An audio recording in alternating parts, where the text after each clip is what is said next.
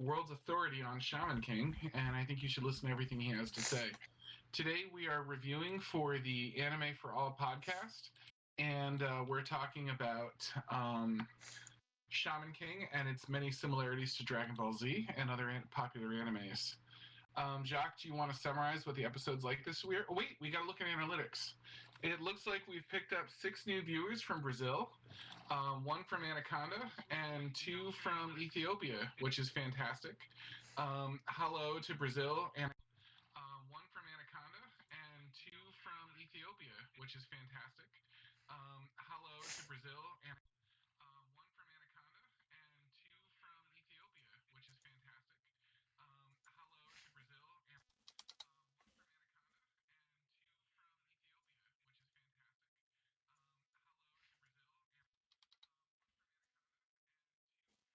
Hello, you still there?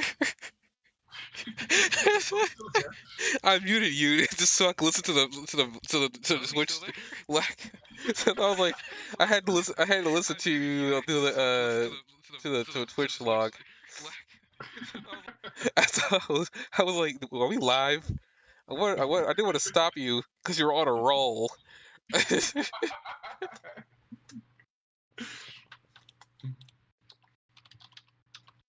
I guess on the topic of the analytics, I mean, well, first of all, I mean, you already did everything here. Yeah, I'm the Game 109 with Jock Spirit the Helmet. We're here for the next episode for the Anime4All podcast. We are reaching the end of the year. This has been a wild ride. I don't think season 3 for us will be starting anytime soon, which will be continue on this season 2 train because I think we were like 100 episodes in for season 1, so I think we'll keep that train till at least we're well aware of we're 100 episodes in before season 3 for us starts. But I guess before we continue, he brought up analytics, even though Ethiopia I don't think is something that it tracks, which would be funny if it did. We'll find out in a minute. 'Cause I don't even think is Africa even located on here.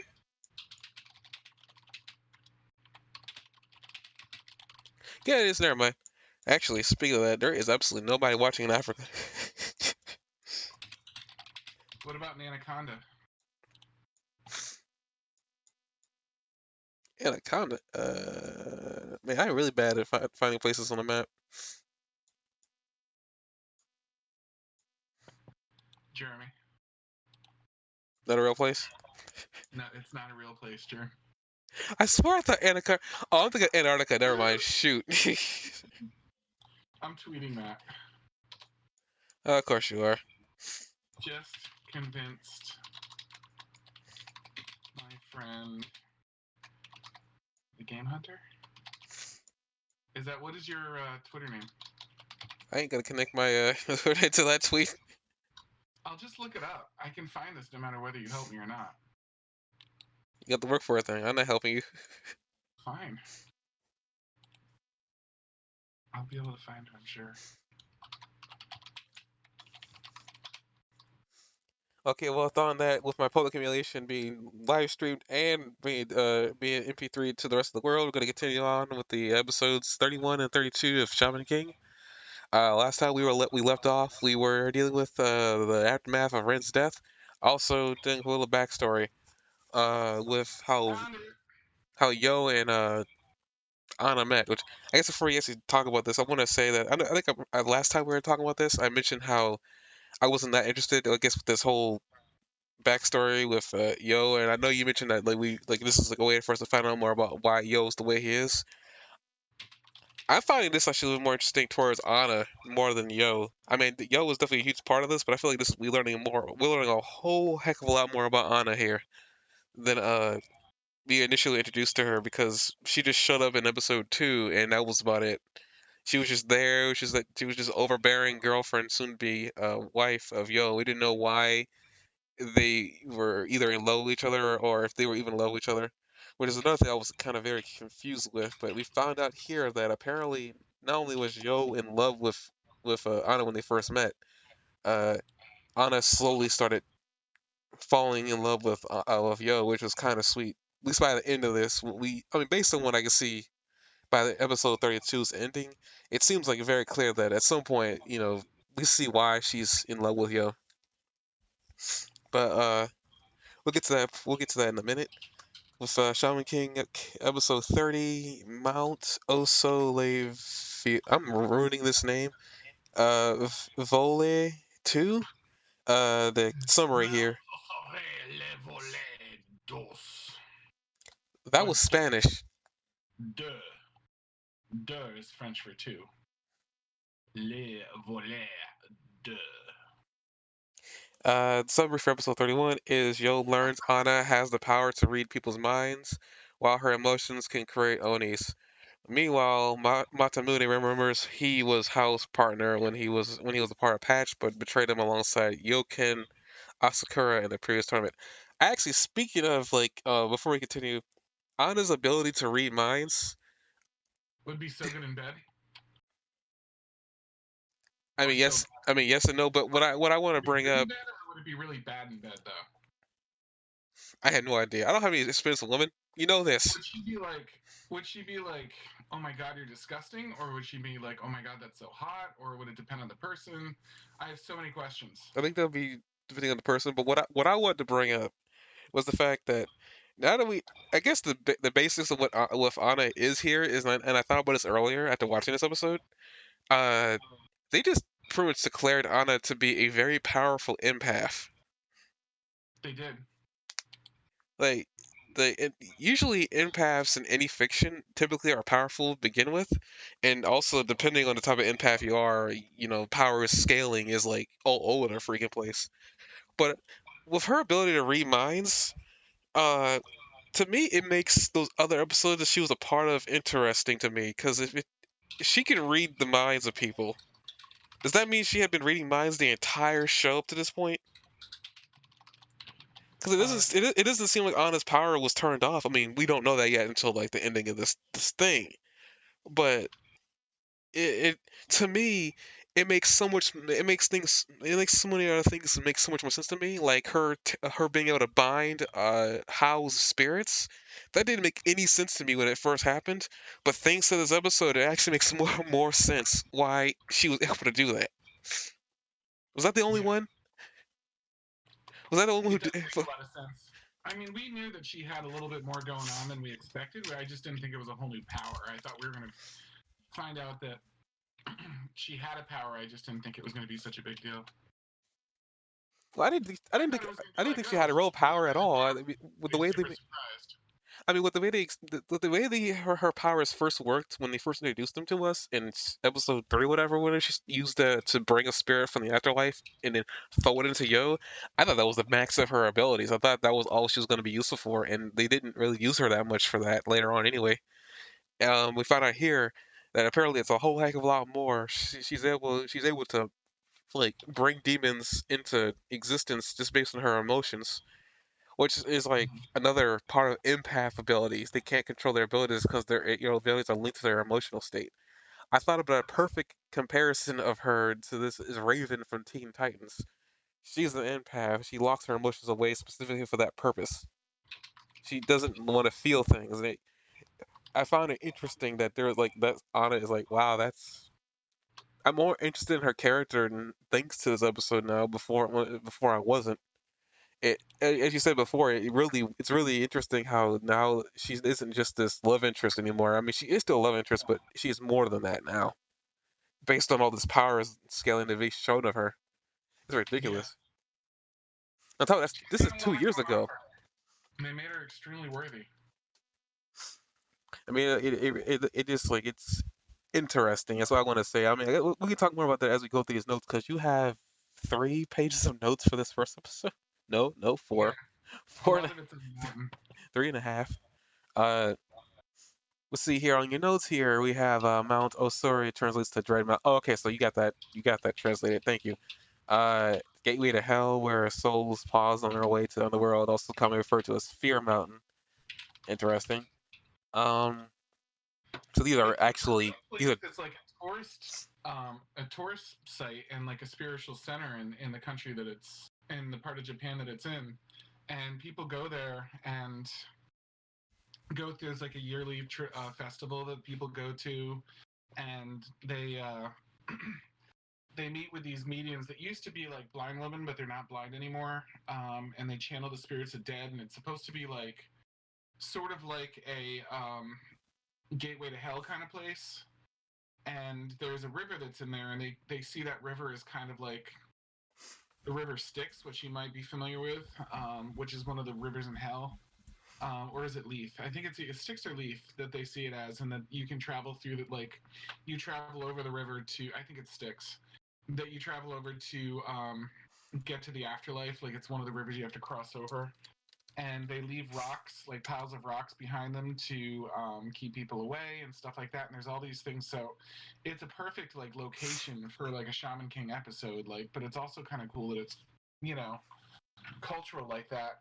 There's all sorts of like, it's a location of an active volcano, even though it hasn't erupted in forever, over 1,000 years or something like that. But there's still like boiling liquids everywhere and sulfur gases that smell like rotten eggs and stuff like that, and all sorts of things that kind of make it like hell-like. And but it also has a lot of historical significance. There was a Buddhist monk that was looking for a place that would looked extremely like one of a specific heavenly place in their philosophy, and he found it, and he said, this is the place on earth that most closely resembles this sacred place. So it's since become one of the 3 most sacred places in Japan in the first place, because it resembled the world of Buddha, like as described. So he saw it as the world of Buddha, and like, you know, that halfway point between living and death anyway. So it's really, really cool. You can't get there at all in the winter. There's like one road to it. So it's interesting that they even mention like it's the off season. You can't even get there now because there's no path. There is a footpath, but it's like really hard to cross. But other than that, the one road that you can get to, they don't really make it open in the winter. So even that like little detail of like how it's like different in the winter than it is in the summer is like totally accurate to what's going on there. So I thought that was really, really cool that they had like all these different things, you know, trying to do that. And the souls of like dead children and unborn babies are building piles of pebbles along the riverbed in an attempt to get to the other side and stuff like that. I think it's, you know, I'm sorry, in Jizo, the pebbles don't keep the demons away. It's the Jizo, a popular spirit in Japanese Buddhism that is protecting the souls from evil demons that are constantly trying to destroy the pebbles that keep them like away, or at least keep the babies from crossing to the other side. So I just thought it was like super cool, like the deep like philosophical stuff that this was in here. You know what I mean? And then the lake too, is that the lake that's in the area is supposed to be the boundary between the earth and the underworld. And that's actually the one that's referenced, like the river Styx. I'm sorry, not a river. There is a river involved too, but I'm not sure if I mentioned it in here or completely remember what it's all about. But I just really enjoyed like learning about all that stuff as part of the process, you know? Mm-hmm. Uh, yeah, that was a lot for me to take in. I was listening. I was just trying to, follow it all in your notes here, Mr. Teacher. Sorry about that. No problem. No problem at all. Most of it was for my notes, but I have a lot in my memory too. So I was trying to like, you know, not just read the notes, but actually process it and stuff like that. But it was also interesting that it was discovered over 1,000 years ago, when 1,000 is like such a landmark amount of time in the series. You know what I mean? Like the cat is 1,000 years old, and that seems to be like a big breaking point. You know, and the fact that the shaman thing is every 500 years, so they've had roughly would have about 2 shaman events like over the course of this, and the other one was really significant. So I think it's all kind of funny. I'm a fan. Yeah, I guess as we're getting slowly towards that, here at 5:15, you bring up Spirit Cat Matamune. Matamune accuses Yo of love at first sight. I want to look this up real quick because something about the demons and Nikamata in him are like referenced to be similar. I just want to make sure that I want to make sure yokai. I think that's what he is. He's a yokai. Okay, our class is supernatural entities in Japanese folklore.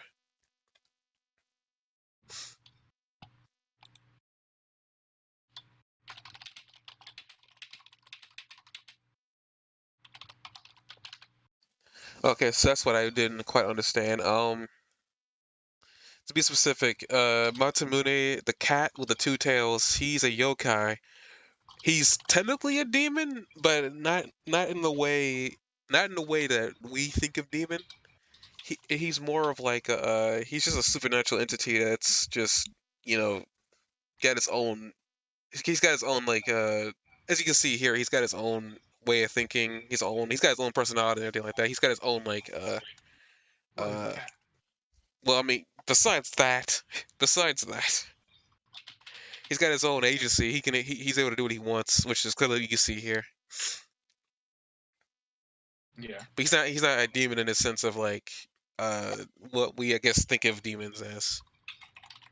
He's a demon, but it's not necessarily a demon. I guess is the best way to put it. Uh, Well, a two-tailed cat would be a Nekomata.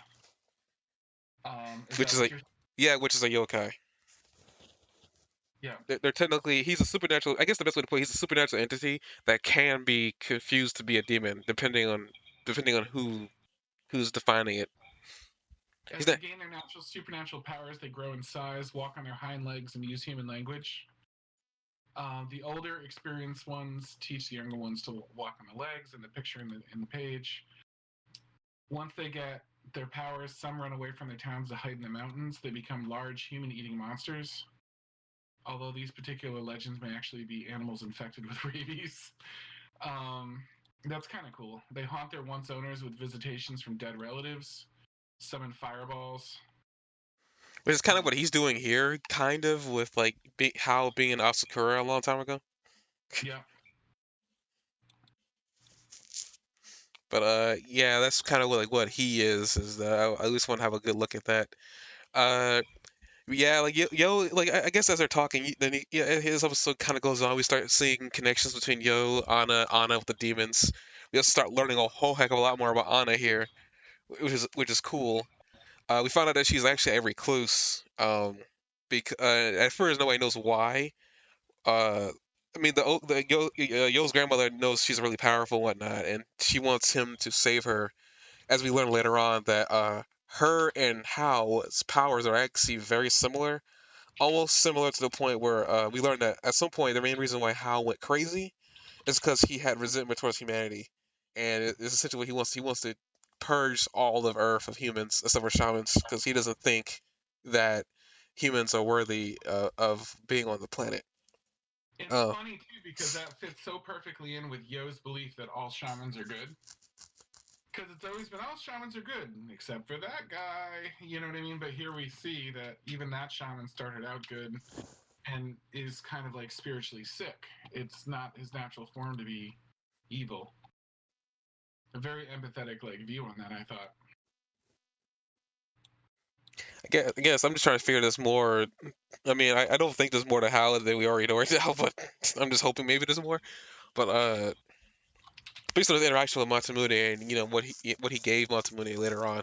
But also as Yo was talking with Matsumune, he's also bringing the fact that Anna told him to die and how mean that was. And apparently he was gonna go tell her off, but his grandmother told him to stop because it wasn't gonna do him any good because Anna doesn't listen to anybody, which is also kind of funny.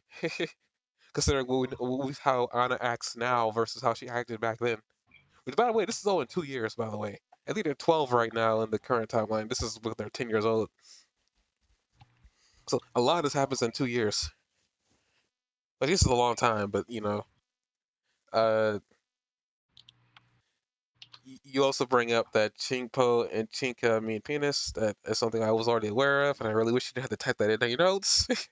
You didn't have to read it out loud. You didn't have to read it. I just put it in there for my notes.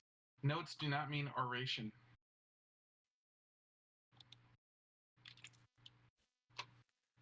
Moving on, we also learned that here as well that apparently Anna can read minds, which is I'm still kind of curious. I'm wondering if she's been reading minds the entire time, since she's been in the show. Mm-hmm. I guess she could have been, or maybe she just stopped. I had no idea. That's a power that I'm still kind of confused about. It's Like, possible that she learned to control it, so that it wasn't like so it doesn't run wild the way it does. That would explain how she kind of quote unquote got better.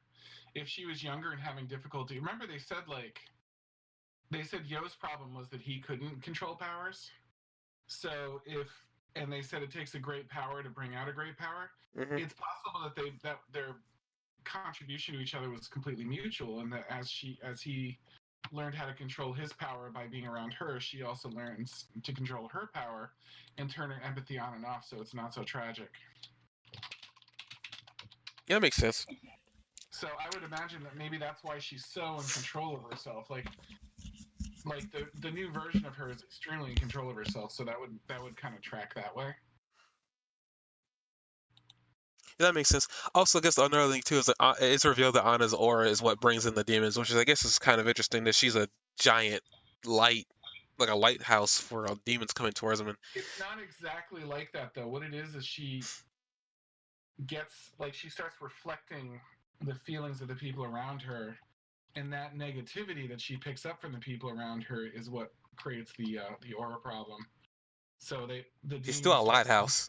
She's still kind of a lighthouse. I mean, it's not like it's not an on purpose lighthouse. It's an accidental one. She's a beacon. She doesn't want to be, which is clearly, she said here, she doesn't even. The main reason why she was trying to push Yo away is because she didn't want Yo to be getting hurt. So clearly she's had problems before, and that's probably why she's an orphan. Her Yeah, parents probably died because of this. Um, though I think he said her parents abandoned her, so I don't know whether there's a translation error or whatever. But like, her ability draws demons in. It's not on purpose. We see this several times. Even the first incidents of the demon attacking Yo, Anna actually passes Yo first before the demon even pops up, which is something I didn't even think of the sequence of events. So it's kind of interesting in a really way. Anna is well aware of what she's doing, but she can't control it. But she does have a random instance of control when a demons that she brought to the. Then again, I think it's more of a demon she created, but the demon she quote unquote created was going to attack Yo, and her panic to save Yo ends up killing it, like demanifesting the demon altogether before he can attack Yo. Though it does cause a lot of damage are we in the sure that process. Anna did that? Huh? Are we sure that Anna did that? Anna says that she did it. She doesn't know how she did it. There's nobody else there that could have done it. I don't think even Manamune got there before before he But she's never disappeared. done that before, so it's very possible then that Yo is the catalyst there, right? Yeah, I mean, she said that all she thought about was trying to help Yo, and that's when it happened. Though here at the later second episode, she can't turn the demon off. But we'll get to that in a minute. See, that Um, demon's much more powerful though. but yeah, she kind of manifested it though to be more powerful because she mentions that she doesn't like being around a lot of people anyway. But we'll What get I'm to that in a saying minute. is, like, it's one thing to take a little tiny demon and control it. It's another thing to take like the most powerful demon you've ever seen and control it the second time you've tried to use your power. I could see how the challenge would be a little bit different for the most powerful demon you'd ever seen versus just some dude that crawled out of the pond. Well, that demon made it seem like he was created by her, but we'll get to that in a minute, or in a few minutes actually. I guess here, like, I guess there's actually a really weird symbolism going on with paper cranes, and you have it here. Here, no, it's the Orizuru folded Suru crane. Ori folded Suru means crane. Our paper cranes are designed as considered to be the most classic. Yeah, it's origami. I don't figure. I guess if you found something here that I didn't know about. Oh, So you just defined paper crane. Okay. there's a thing about paper cranes where you can fold them and you can string them together from like their most narrow points. And one of the interesting things about it is that there's significance to 1,000 of them strung together, which is it's like a specific thing that they do with a design. And if you can do it, if you can take 1,000 paper cranes and string them together, you're granted one wish. Super relevant in this episode where everybody's making wishes on New Year's Eve, first of all.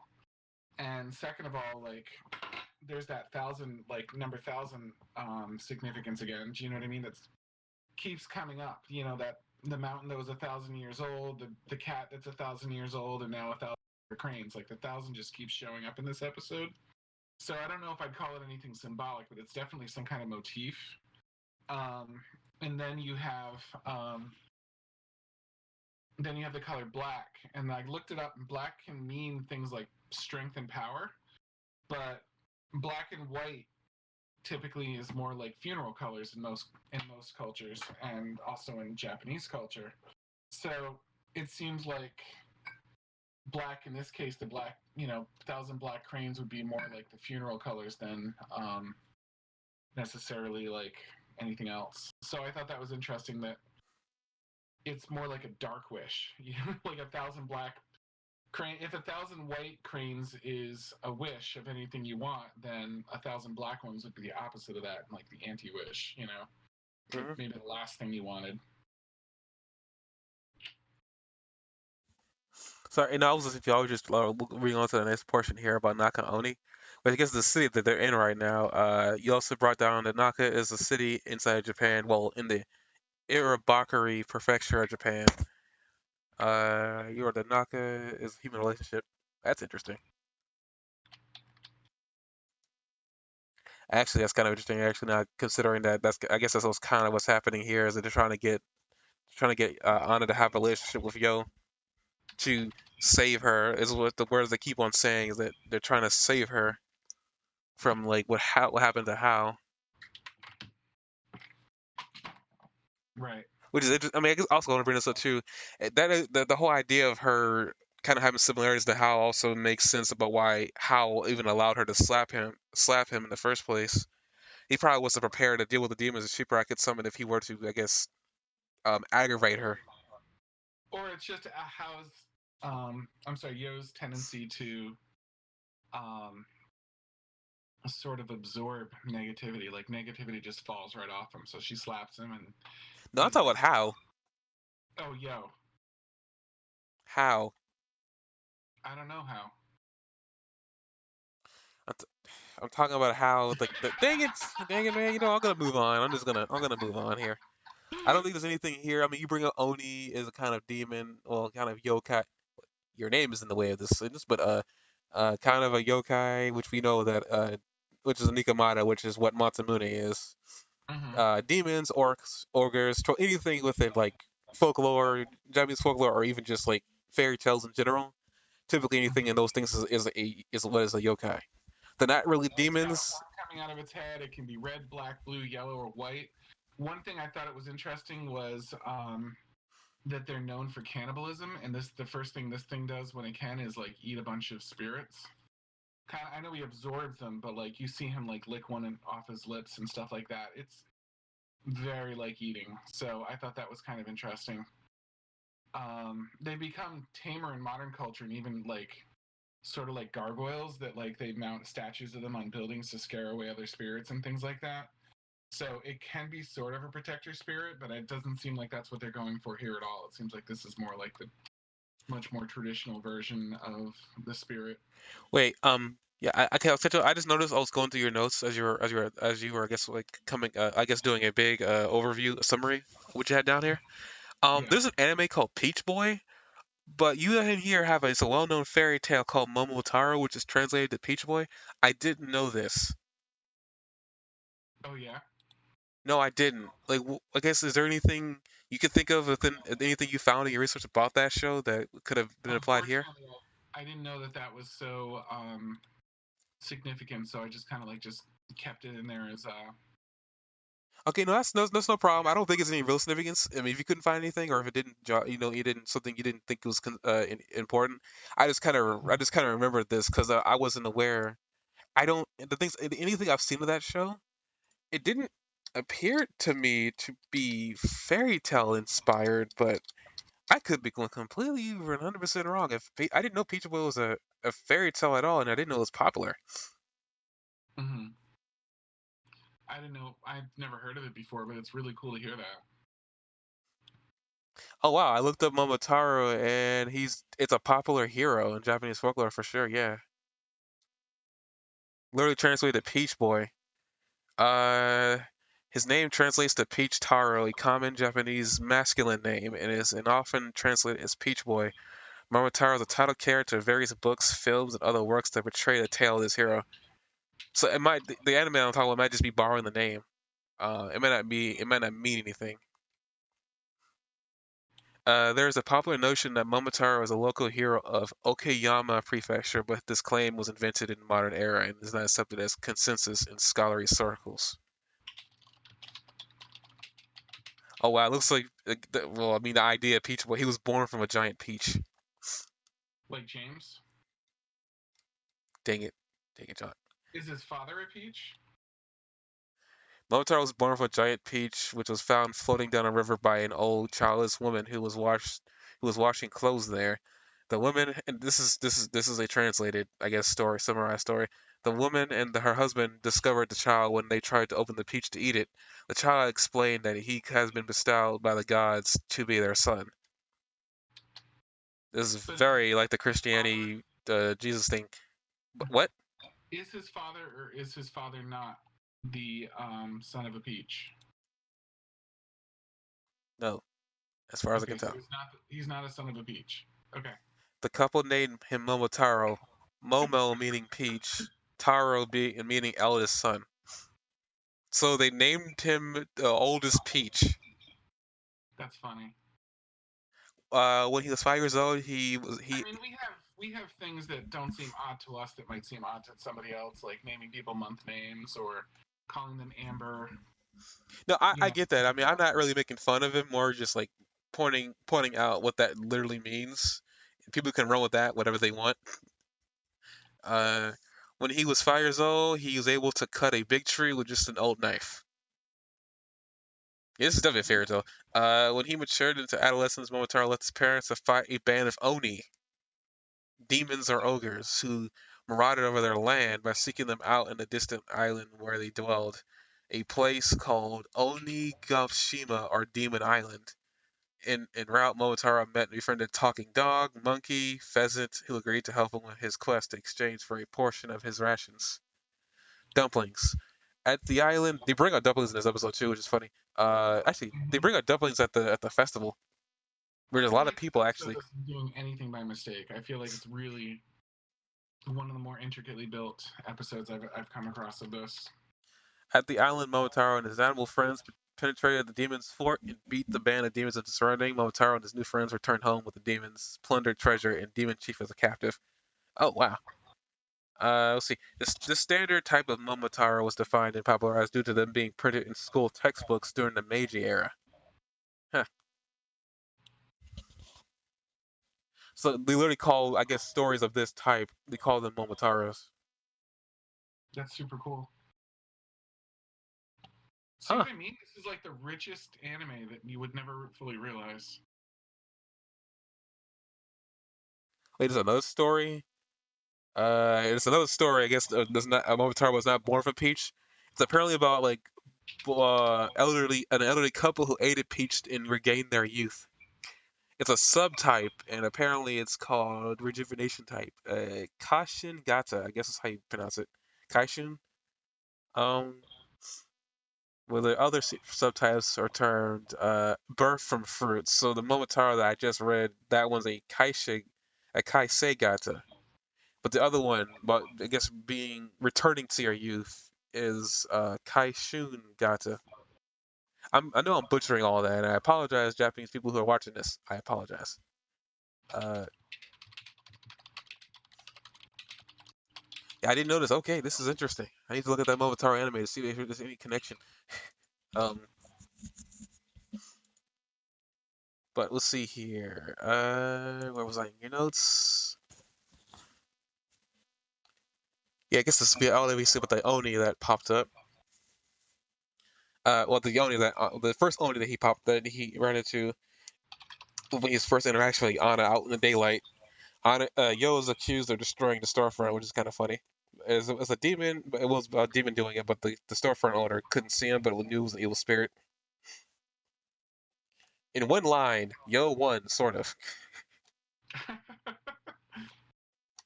I know Right, what like you it's mean. unclear on why the demon disappeared, but at least it wasn't there and Yo was alive. And we move on to Matsusume or Masamune. Regrets a day 500 years ago. We found out that Matsumune's original master was in fact Hasakura. Asakura, sorry.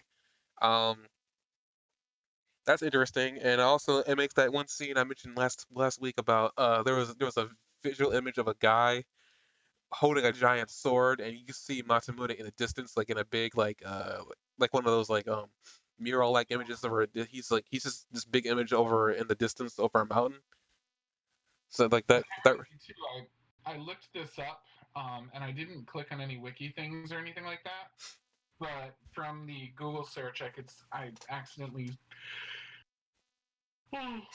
excuse me, saw something that didn't seem to be much of a spoiler, but it looks like this whole thing, this whole story of the day 500 years ago was like part of a prequel to the series. It sounds like it's something that I didn't want to look any deeper because I didn't want to find anything I should know. But that didn't seem like a spoiler, knowing that they actually developed that whole thing into a prequel story. Yeah, I know the creator of the series did something more, and I think he's actively still doing stuff for the manga for Shaman King. I don't think he's doing anything. From what I know, the new stuff he's working on right now is supposed to be about I don't think this is much of a spoiler because we know they get married, but Anna and Yo's kid. Like in the future they actually have a kid, and I think they're doing something. I don't know what's going on there. I just know they actually have a kid. Yeah. So like he's doing something. I guess I guess he's still interested in doing Shaman King, and who knows? Maybe I don't think they're gonna. I think this is gonna be the only Shaman King thing we get. Um, but like maybe some OVAs show up, dealing with some of the backstory of whatever happened 500 years ago, or 1,000 years ago actually, with with Masamune and how. Well, also we found out too the main reason why Masamune is no longer around is clearly he uses a lot of the Furyoku he has to defeat the demon that they end up fighting. So he literally just passes on after using all the power that Hao gave him all those years ago, which is cool, and also brings the fact that why Hao and him are the same age. Literally, they're like 1,000 years old because they came from the same era. Uh, Here you have Masamune bringing up the fact that he's the reason why Hao lost in the first Shaman King tournament because he turned on him 500 years ago. Uh, well, 500 years ago at the time that we're seeing him reminisce about it. Uh, which is cool. Yeah, you bring it up here that you see the reference some prequel to Shaman King. Don't know what's going on there. An interesting Easter egg. A moment ago in the series, they mentioned references to a piece of work, which I happen to know is a Hamlet reference. What a piece of work is a man. It's part of the to be or not to be speech. And it's just interesting that they specifically said piece of work because that wouldn't translate very well. Do you know what I mean? I was like, what caught me about it is like, I was like, it's interesting they said piece of work because I was like, I wonder what Japanese phrase would tie in one to one with a Shakespeare quote. And what I think really was going on there is that it was a Shakespeare quote that they were quoting. And then it was interesting to me that they had that scene. And then you have at the opening of Hamlet, which is the quote that's from, you have this really interesting scene where the guards are walking along and they're really freaking out about the possibility of ghosts in the area.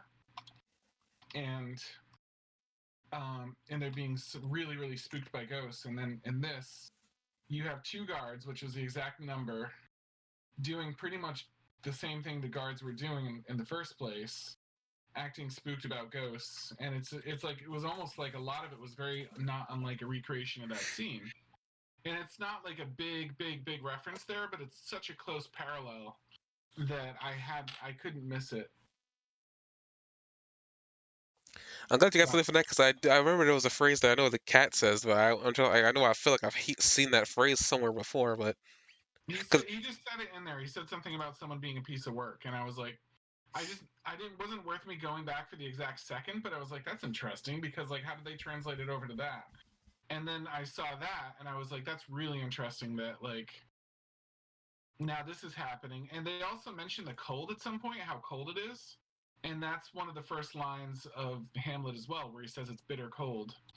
And they had a mention of cold in that scene too. And I was like, that's super interesting. Like they were talking about the cold and ghosts, and those are the exact two topics two guards were talking about in the opening scene of Hamlet, Francisco and Bernardo. That's intriguing. Actually, speaking of that scene here, after all that happens, we see the very first instance of a living Matamune, or I should say a nameless cat because he didn't have one. He was an abandoned cat. And apparently, how being able to read his mind, because we learned about this much earlier on, um, Hmm. how being able to read the cat's mind was able to tell that not only was the cat able to see ghosts, he also could tell that he was abandoned. And because the cat was capable of seeing ghosts, it didn't run away from them. He took the cat in and essentially, after the cat died, managed to make him his guardian spirit. But I guess one of the interesting things here is the fact that you bring up that how had a change as well. That he seemed more. He had a crazy situation happen to him at some point, and he turned crazy. Here he seems the most sane and most stable we've actually seen him from this entire series. Uh, Yeah. and he takes in a cat that he doesn't know. This thing could have rabies. I think he one of the guards bring it up that he could be diseased. He assumes that it's diseased. I think I think one of the guards bring up that he might be diseased. I know he says that the cat has a plague, which actually, funnily enough, there's been a plague happening during the time when Hal was around. So that's even more interesting. There's been a lot of death happening around him. Hmm. Uh, I don't know if the plague has anything to do with him, but it's interesting that we see in the time era that he was originally from, there was a plague happening, and they keep bringing that up too. There was a plague happening. Uh, but he brings in the cat, and we also see that a little bit of like what like life was of how he takes a liking to his cat so much that he brings him to his house. We also see that I think you bring up earlier on about guardian deities guarding demons from crossing over.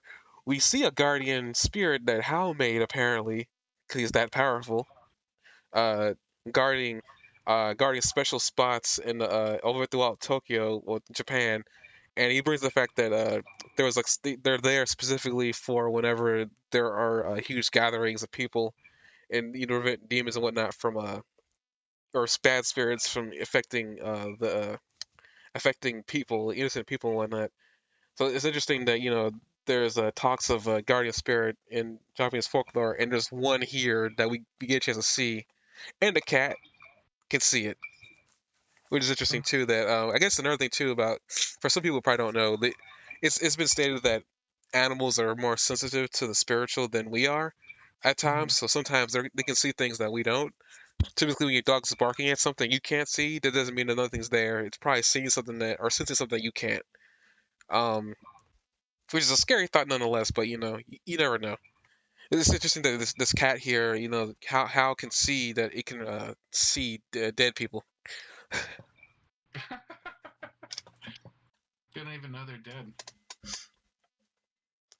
Dang it. Let's see here. Reishi, see here. I think you probably can explain this a bit more. Cause you bring up a lot of Taoist stuff. Oh shoot, there is a lot here. Uh,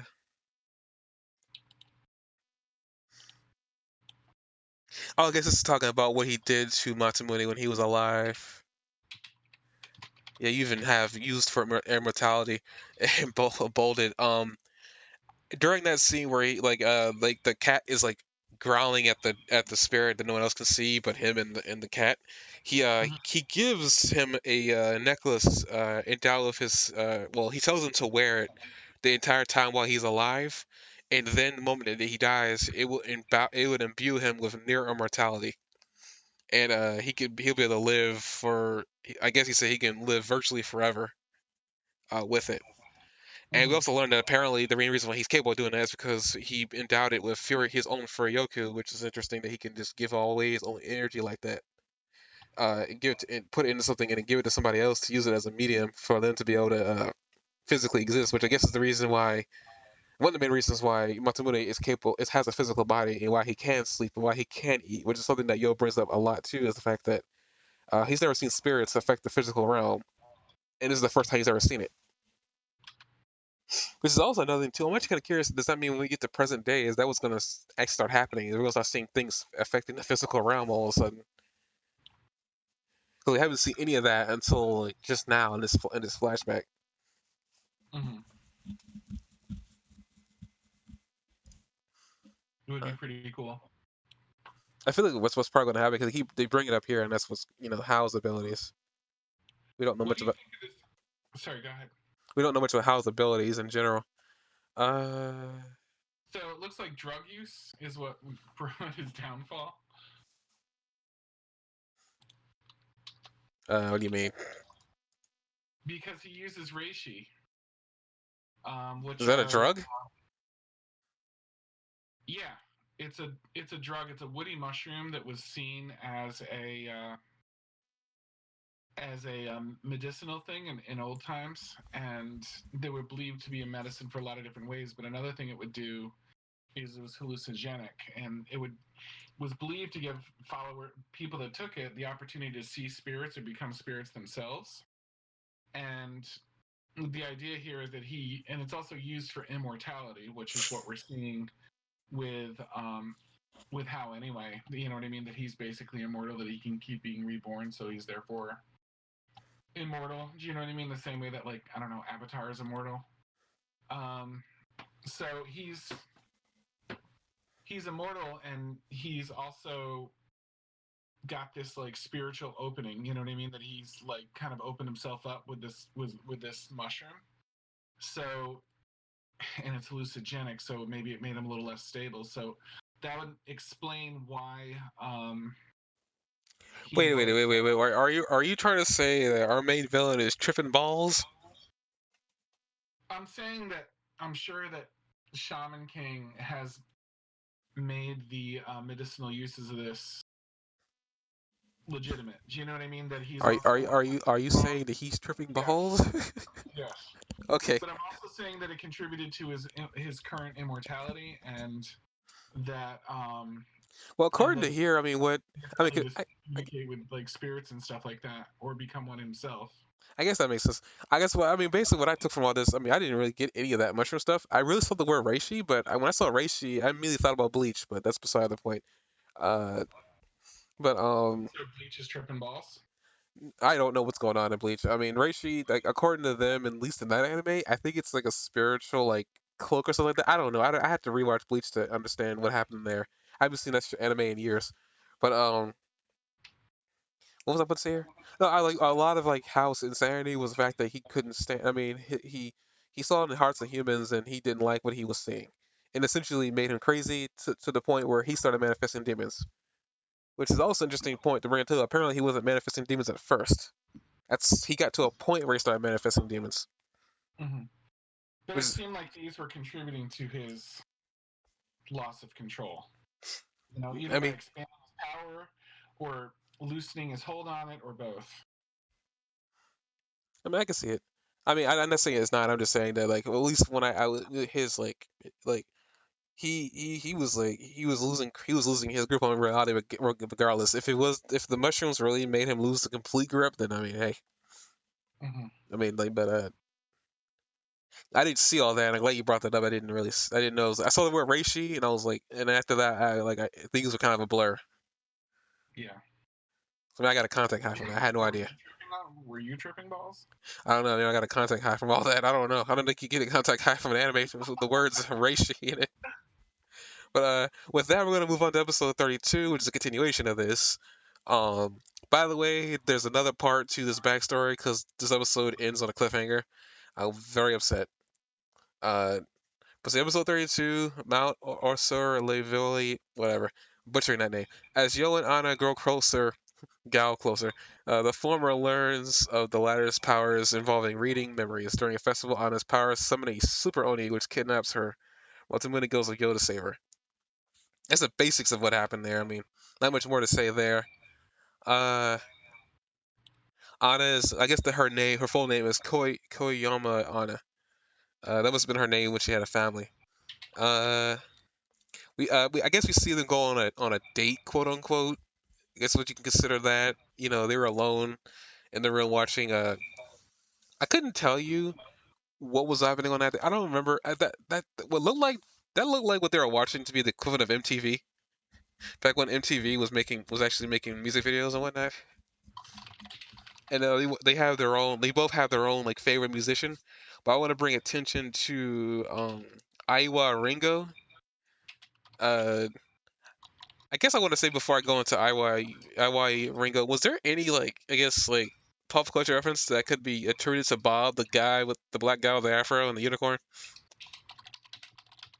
Maybe what Bob Marley? Are you saying? Well, the guy named Bob from the singer that Yo wanted to see. Yeah. Why would that not be Bob Marley? Was there any symbolism of Bob Marley and unicorns? Bob Marley was kind of like not unicorn so much, but that I know of, but definitely a proponent of the pot leaf insignia that's all over his stuff. If you look, you can't look up Bob Marley without a pot leaf like showing up somewhere in search. I wanna prove you wrong real quick. I just did it.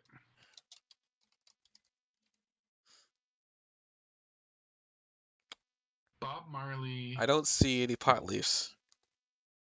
Just trust me. If you scroll down a little bit and I image I search a little bit. I am well. I mean, the image not at the image search, but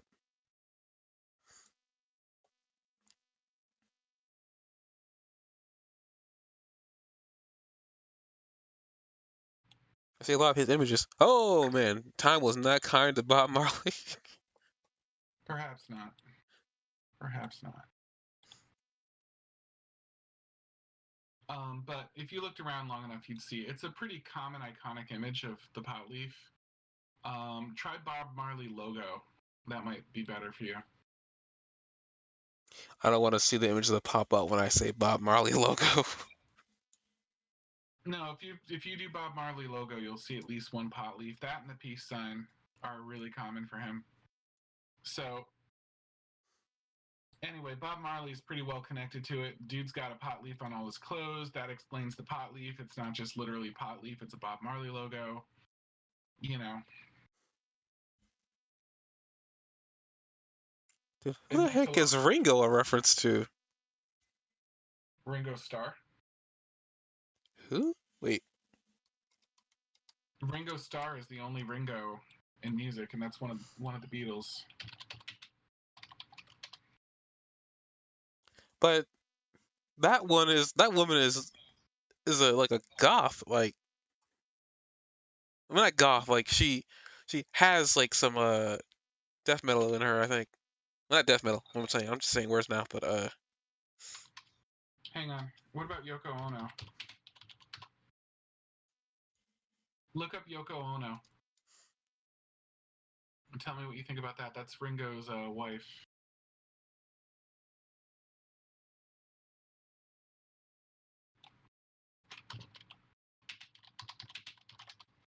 huh. Apparently this person is still active. Songwriter, peace activist, Hearing, Nationality, 1969, the Vietnam War.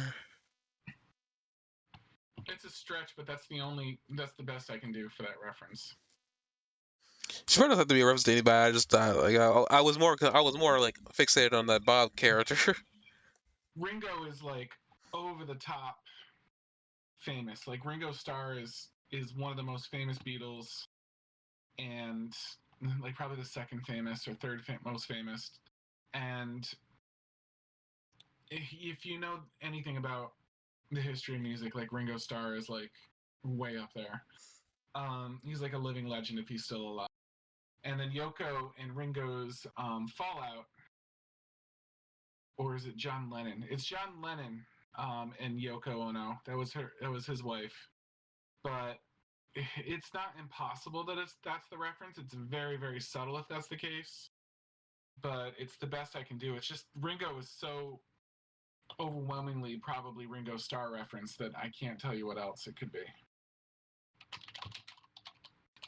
Well, the reason I'm bringing her up mainly because the similarities between her and Anna that you'll Ringo bring up. Starr's still alive. He's 81. Sorry, go ahead. The only reason I bring her up is like the similarities that Yo brings up between her and Anna, where Anna brings up the fact that Ringo isn't as mean as she appears. She's just like putting up a front to protect herself because of her emotional vulnerability, and Yo brings us up, and he's like, and Anna gets all embarrassed, and we get a little funny scene with Anna and Yo, and she's telling him to leave again, even though Yo's not gonna leave. And like he's like, I'm not gonna leave because, and I find this scene funny to me because when I first watched it, I forgot Anna could read minds. So when she turned red, I was like, what happened? And then immediately I was like, oh, she can read minds. Oh. Yeah. I was like, oh, I had to rewind that scene just to get the good, better context of it. But I find it kind of funny that like she could read minds, so she was able to read whatever dirty thing was in his mind at that time. Yeah. That's pretty funny. Oh no, I'm pretty sure all it was the fact that I love you and whatnot. Are you really pretty? It was probably one of those two, and it made her really embarrassed, which is typical of anime chicks in anime period. You call them pretty, they get all embarrassed. But She's pretty vulnerable too, and if you're feeling that feeling point blank, it's obvious they had sort of a love at first sight thing going on. I know. I mean, I brought it up earlier that I find this entire thing, as much as I didn't like it before, I actually like it way more now, mainly because we get more insight on Anna, who I think who we needed the insight more on than Yo. Not saying we Mhm. didn't need Yo, we didn't need insight on Yo, but I think we needed it more for Anna because her dedication, her devotion to Yo was kind of really random. It was still random all the way up until this point. Now we know how far they came from to get And where now they it are makes right almost now, perfect sense, yeah. huh? It makes almost perfect sense now how someone with her attitude would be so close to Yo. Yeah, I mean, all this is like making sense. She clearly didn't find Yo gross and whatnot, and she cared enough about Yo to tell him to leave her alone because she didn't want him to get hurt. Something that Mhm. on a present day wouldn't show too much. So She'd still mean it, she just wouldn't show it. I'm not saying I mean she just wouldn't show it. I'm just saying that it is like she wouldn't be emotionally vulnerable. Though later on in the series we've seen her be emotionally vulnerable to a point. Not all the way, but we've seen a lot. We've seen her be more vulnerable as of late, present day. Mhm. But this is kind of cool that we get a chance to see that those two are kind of like having dates all throughout the thing, just getting to know each other. Uh,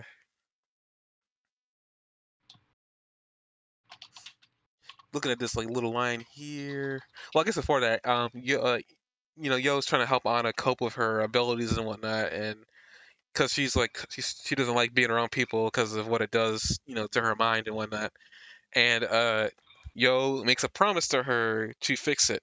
And then we get to the crux of why she really wants Yo to be Shaman King. It's actually kind of sweet and almost kind of selfish because both of them have kind of a selfish motivation to be Shaman King. Mhm. Um, but Yo isn't really trying to be a hero, so it's just like one of those situations where it's like it's sweet, but also kind of selfish because he wants an easy life, but she wants to be rid of her powers, at least have them in check. Uh, so it's kind of funny in a really weird way. It's like they both have a very selfish interest vested in this, but it's noble in a really weird way. Um, Yo wants to make the world an easier place for shamans to live in. Anna wants to be able to have her powers in check. So it's like they kind of balance. It's They, not selfish if you realize that she's another potential how. yeah, I mean, that aside, I mean Mhm. that aside, it's like they balance each other out. Is what I'm trying to say. If they are truly balance each other's powers out just by being near each other, which is an amazing uh connection, by the way. But We got that, don't we, honey? Oh, yes, we do. My wife just came in. Oh, we balance each other's powers out and keep each other in check. And we complement each other so well, don't we? Yep. Yeah. Oh. Did you come to say goodnight, honey? Oh, can I have a big kiss? well, that's Jock and his wife. Everyone, say hello and goodbye to Mrs. Spirit Magic Helmet. If she can hear. Goodbye. Oh, she can hear me.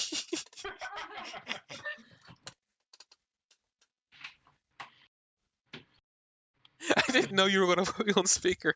Dang it, Chuck. You've been on speaker the whole time. Oh, I have been. Dang it. Every single podcast, yeah. Bye. He's gone. Dang it. I'm the worst. Yes, you are. But I don't mean that. Jeez.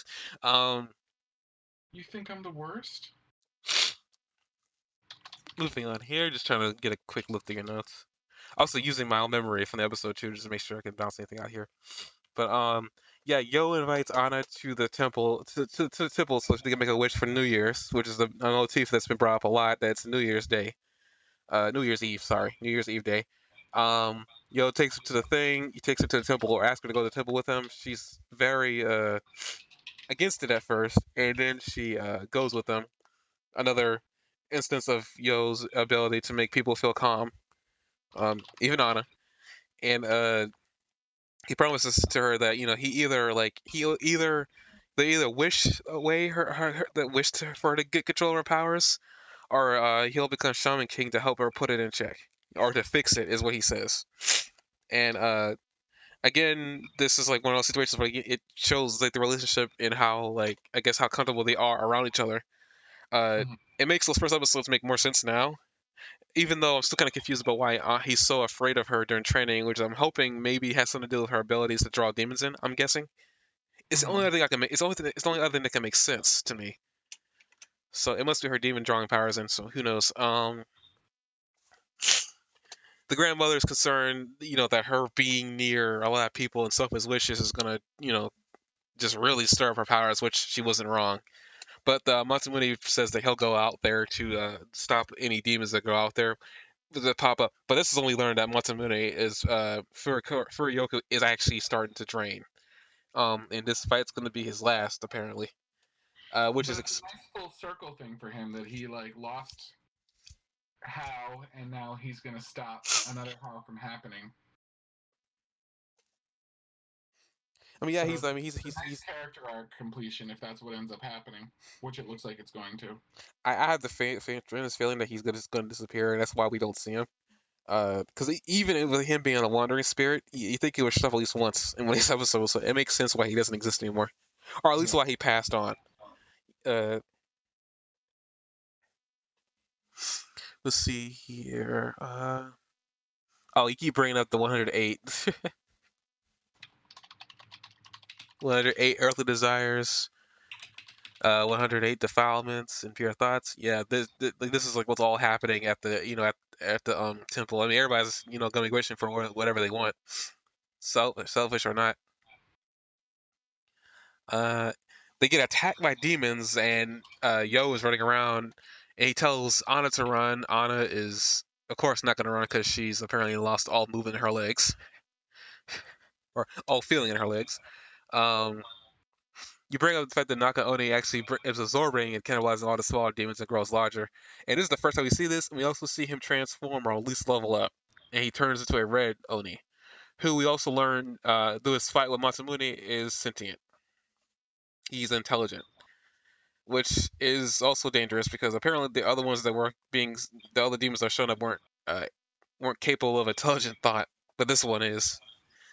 And essentially, I guess to quickly sum this up, he ends up losing his arm in the fight with Masamune as he uses I guess a huge portion of his power to cut his arm off. He takes the arm off and starts running, captures Anna, gets her to summon at least a couple of demons, and they weren't enough. So he ends up taking her and running to the land where like souls pass through to go into the afterlife. Right. And essentially, as he's running, the episode cuts off. The demon is approximately 2 minutes old. Declares it always follows through with threats. It's true. Because I always follow through with my threats and be like, what, from like a couple minutes ago? That's when you were born. He's not wrong. You're not wrong. I Because didn't. it's I didn't even think about that. like, I thought it was pretty silly. I guess before the episode ends, like Yo ends up like running after Anna. He gets captured, and we see this repetition actually pop up before because in present day he brings us up that he does feel sorrow and regret. He's like he feels sorry. He's trying to save Anna because he brought her out here when she didn't want to be a part of the festival. Like, she knew what was going to happen, and he was feeling sorry for himself, and he was feeling sorry that he brought her out here, we see this. We see him do this at some point in the future. I forgot when it happens, but he feels upset or whatever. Oh no, when Manta gets opened up by Faust, Doctor Faust. He feels bad for Manta there. Which I guess actually Anna was present in the episode too when that happened. There's a lot of episodes where Anna was present, and I was wondering what she was doing there. But I guess I mean these episodes have done a good job of like really fleshing out Anna and his relationship because sometimes it felt one sided. Hmm. I'm not gonna lie. So I can't wait to see Yo's spirit bomb at the end of this. why, Jock? Why? Because he meets the old man. The old man's like, I owe you one. And I feel like maybe what he's going to do is be able to gather a lot of positive energy that he can then deploy at his demonic enemy in a way that they're humbled by the collective positive energy and spirit of the people in general. Oh wait, this is Shaman King. They don't deal with spirits. What? Oh, they do deal with spirits. It would actually be perfect. Okay, so they deal with the spirit, and they say that I don't know, they maybe some sort of attack based on the positive energy of all these people on this creature that's created out of negative energy, and he creates a I don't know, like a ball or a bomb of energy of some sort that then can be used to negate the negative energy of his enemy. And it would be like it wouldn't hurt him to touch it, but it would hurt anyone evil to touch it because it affects negative energy. No, that's silly. They would never put that in an anime. You done, Jock? Yep. You had your fun? I had a lot of fun, sir. I could tell because you weren't stopping. You didn't even take a breath from that. You just kept on going. It was really good. I may or may not have like hopped myself up on something before this call because I'm pretty sure that's evident. I hope it was caffeine and nothing else. It was nothing. Nothing. Not even caffeine. This is my natural state of mania. Is this your final form? No, it's not even my final form.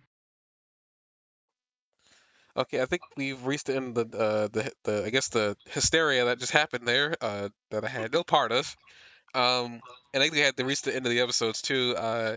These episodes are really good. I will say, all in all, Shaman King from episode 1 to 32 been really good. I've been introduced to a lot of new things I didn't know about the Shaman King universe, which I'm happy about. Because if I remember correctly, the original anime of this ended really weird. Actually, the ending didn't make any dang sense. Uh, I'm gonna say it here because I don't think it's gonna happen in this thing because that wasn't really officially canon. Manta apparently gets the ability to be a shaman. I don't think that happens here. I could be wrong, and if I did, I am sorry I spoiled that. Um, but it doesn't make any dang sense. I mean, granted, he can see spirits, but I mean, he didn't go through any training to do that, so. Cause I don't even know. I don't even know if really Manta's ability to see spirits is going to come back in the future or not. I mean, I guess it would make sense, but I mean, I don't know because they waited a very long time if they were going to do it at any point. I think it's like too late to give him the ability to have a guardian spirit. It's possible. I mean, anything's possible because he's here, but I don't know. It seems kind Maybe of late. maybe nobody in the entire anime will have a guardian spirit. Well, with the way How's doing with things, he's going to obliterate all humans on Earth.